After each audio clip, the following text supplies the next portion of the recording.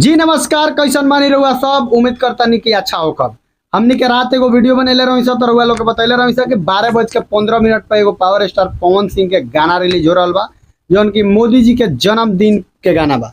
हम बता दी कि फाइनली गाना रिलीज हो गई बा। गाना के रहुआ सब खूब प्यार दुलार दे रहा बानी, तो बरकरार वीडियो में बनल रही। एक एक बात रहुआ लोग से हमनी के बताएं सब।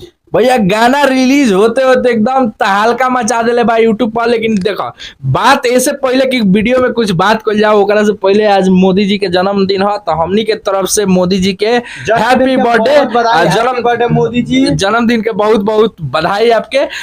ऐसे ही देश के सेवा करत रही या देश के आगे बढ़ावत रही, बस यही उम्मीद बा हमनी के। ठीक बा, अब बात कर जाओ भैया गाना के, तो गाना यूट्यूब पर एकदम धूम मचा देले बा। ट्रेंडिंग सेक्शन में गाना ट्रेंड करता है। बहुत पवन सिंह के फैंस लोग ही कहेला लोग कि गाना पवन सिंह के आवता लेकिन ट्रेंड नहीं खे करत। लेकिन ये बतावता नहीं कि बहुत सारा लोग कहेला कि ट्रेंडिंग चैनल से गाना बा ई बा उ बा।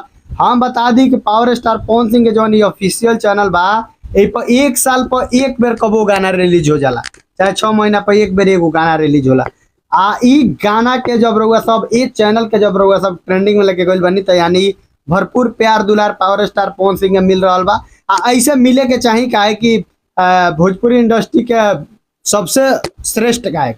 अब तनी ऐसा बात कर लिया जाए गाना के, तो जौना गाना में मैंने जौना प्रकार से कंपोजिशन कइल गइल बा, जौना प्रकार से प्रियांशु सिंह म्यूजिक बजेले बड़ा ना, पवन सिंह के गायकी के तो बातें मत करो, तो उम्दा पार बा। अब वो पुरानका फ्लेवर जौन पवन सिंह के पुरानका फ्लेवर, जे पुरानका फैन हो जे भोजपुरी बहुत दिन से सुनता होता पवन सिंह के, उनका ये पता हो कि पवन सिंह माने कैसन गावत रहने बेरे वेस्टर्न में आके तनी ऐसा। लेकिन इहो वही टाइप के बनल बा। बात हम बताई कि ई गाना के जोन कंपोजिशन बा वो विनय बिहारी जी खुद से कइले बड़न। अब बहुत ही बेहतरीन गाना बा। गाना का मतलब कंपोजिशन माने 5 मिनट में मोदी जी के पूरा मतलब एथी दिखा देता है।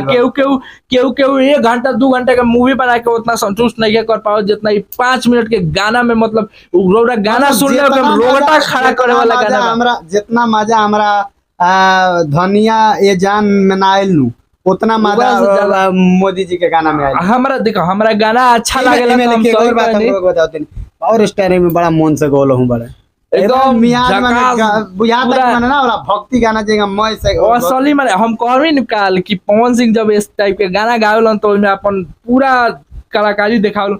इहे सब कलाकारिया भैया सब गाना में दिखा देता नु, तो केहू ना केहू हई कुली बैठे वाला। अभी तो बात कोनो गाना के कंपोजिशन के भी होला कि कंपोजिशन में दिक्कत रहला, चाहे बहुत सारा म्यूजिक डायरेक्टर लोग में ही दिक्कत बा। कोनो और इफेक्ट लागे के चाहता, कोनो और इफेक्ट लगा के वो थोड़ा सा अंड बंड कर देला लोग गाना का। बाकी अगर एक जगह से प्रॉपर जौन आदमी जानकारी बा, जौन आदमी का पता बा पावर स्टार पवन सिंह का गई है कैसन गई है, तो निमन लगी। विनय बिहारी ले बेटर केहू ने के जाना का विनय बिहारी ले बेटर केहू ने के जाना जे पवन सिंह का गई है तो कितना बढ़िया लगी। तो ये सब विनय बिहारी जी बहुत ही बेहतरीन गाना सेलेक्ट कैले बानी। ये सिलेक्ट कैला खातिर पूरा भोजपुरी इंडस्ट्री के तरफ से हमनी के तरफ से बहुत बहुत बधाई। हमनी के रउआ पर खासकर विनय बिहारी भैया पर नाज बा कि ऐसा धरोहर जब हमनी के भोजपुरी इंडस्ट्री में रही है तो कुकुरन के भोंकला से कुछ ना हुई।